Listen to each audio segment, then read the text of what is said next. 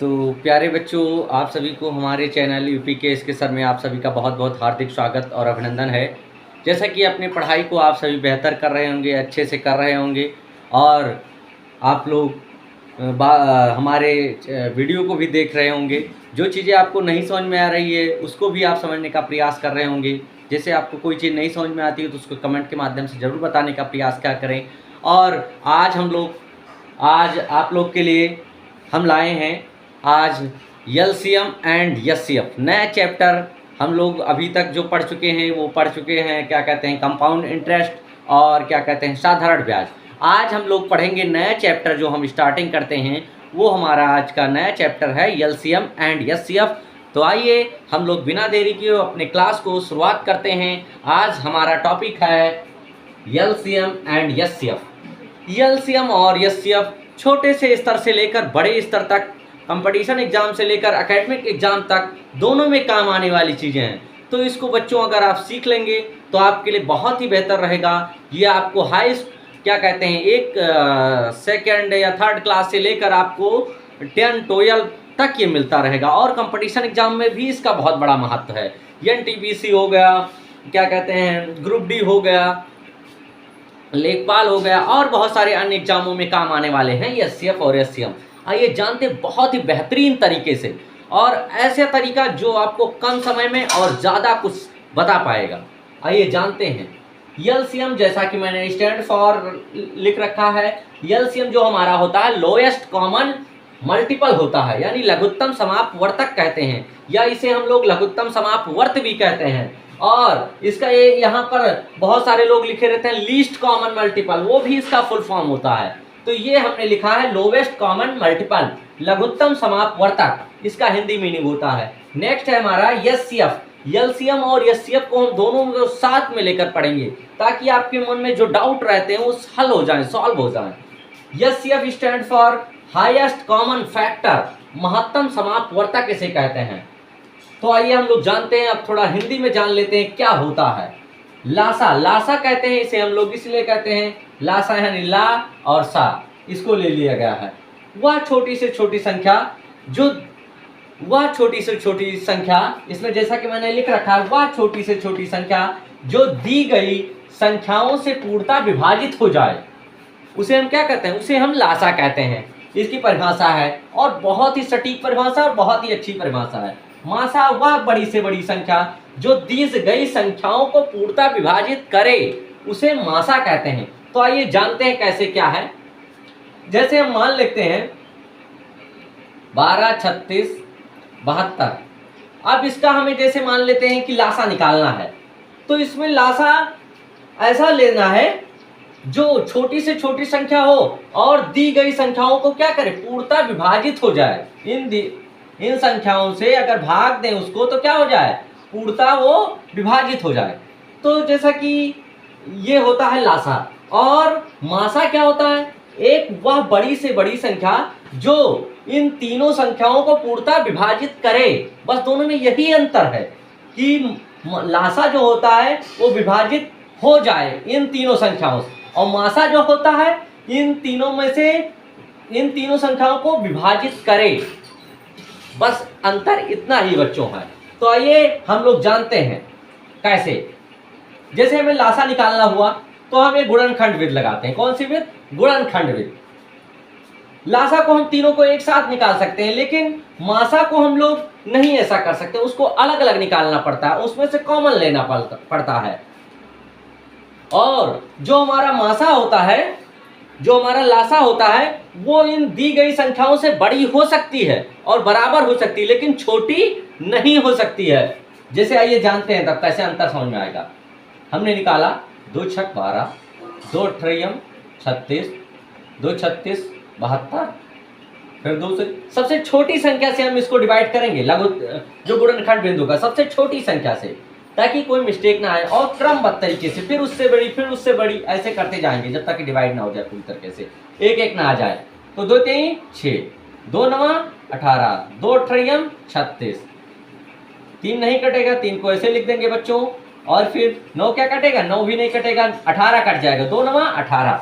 अब बताओ क्या 2 से इसमें से कोई संख्या कटेगी, नहीं कटेगी। आगे देखते हैं। 3 से, 3 से इसको डिवाइड करेंगे बच्चों। 3 एकम 3, 3 त्रिका 9, 3 त्रिका 9, फिर 3 से काटेंगे।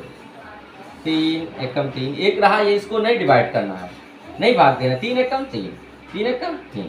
ये हमारा बच्चों जब एक एक आ जाए बस वहीं पर हमको स्टॉप कर देना है। और इन तीनों, इन जो संख्याएं जो हमारी जिससे हम भाग दिए हैं उसी का हम गुणज कर देंगे और हमारा उसी का गुणा कर देंगे और हमारा वो क्या आ जाएगा, एलसीएम आ जाएगा बच्चों।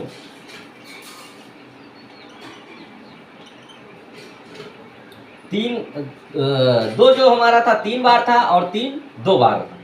जब एक एक आ जाए बस वहीं पर हमें स्टॉप दे देना और फिर उसका गुणा कर देना है, वही हमारा क्या हो जाएगा, एलसीएम हो जाएगा। तो 2 दूनी 4, 2 दूनी 8, 8 3 24, 3 72। देखो बच्चों, जो लासा होता है वो हमारी दी गई संख्याओं से बराबर हो सकता है या बड़ा हो सकता है, लेकिन मासा जो होता है बच्चों वो दी गई संख्याओं से बराबर होगा या फिर छोटा होगा, बड़ा कभी मासा नहीं हो सकता दी गई संख्याओं से। तो आइए जानते हैं, मासा भी निकालते हैं। देखो बच्चों, 12 का हम इसमें अलग निकालेंगे। 2 दूनी 4, 4 दूनी, अगर चाहें तो मासा को भी इस तरीके से निकाल सकते हो, लेकिन अलग अलग निकालना पड़ेगा। देखो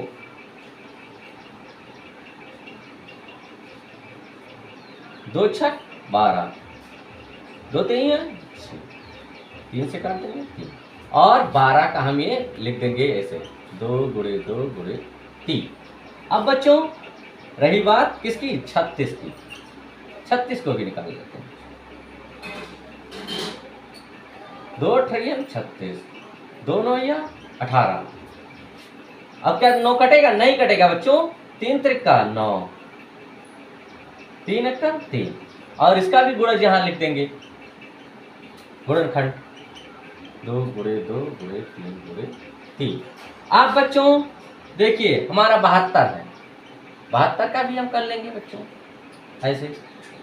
2 36 72, 2 अठारह 36, 2 9 18।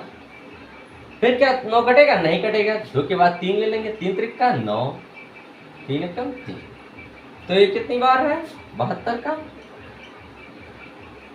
2 गुणे 2 गुणे 2 गुणे 3 गुणे 3। अब देखो बच्चों, ये तो हमारा रहा लासा आ गया निकल कर। अब आइए मासा में जानते हैं, जो सभी में कॉमन हो, जो सभी में कॉमन हो और सबसे बड़ा हो। देखिए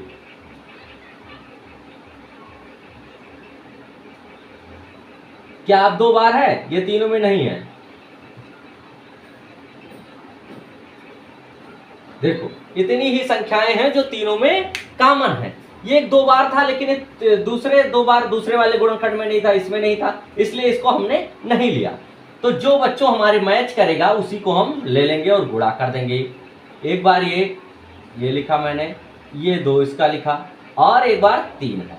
क्या 3, अब ये 3 बच रहा है जो दोनों में, ये 3 दोनों में तो है, लेकिन बच्चों इसमें नहीं है, इसमें मैच नहीं हो रहा, इसलिए मैंने नहीं लिया, उसको नहीं लिया जाएगा। और ये हमारा हो जाता क्या, 2 दूनी 4 3 12। देखो बच्चों, ये आपको थोड़ा सा संशय इसमें आ रहा होगा कि मासा को हम लोग महत्तम कहते हैं, बड़ा होता है, लेकिन यहाँ पर तो छोटा निकल कर आया है। लासा हमारा छोटा होता है, यहाँ पर बड़ा निकल कर आया। यही थोड़ा सा उसमें संशय बच्चों कि एक ऐसी संख्या, वह छोटी से छोटी संख्या जो दी गई संख्याओं से पूर्णतः विभाजित हो। इतनी संख्याओं से क्या हो, छोटी संख्या लेनी है जो दी गई संख्याओं से विभाजित हो जाए। ऐसी संख्या लेना है कि जो तीनों संख्या दी गई संख्याओं से विभाजित हो जाए। तो हमारी छोटी तो है, लेकिन ये तीनों से क्या है, बड़ी है और बराबर हो सकती है, लेकिन छोटी नहीं हो सकती है। और मासा जो होता है बच्चों, ये छोटा हो सकता है, लेकिन ये क्या कहते हैं, छोटा हो सकता है और बराबर हो सकता है, लेकिन बड़ा नहीं हो सकता। देखो ये बराबर तो है, लेकिन बड़ा है क्या, इन तीनों संख्याओं से छोटा है।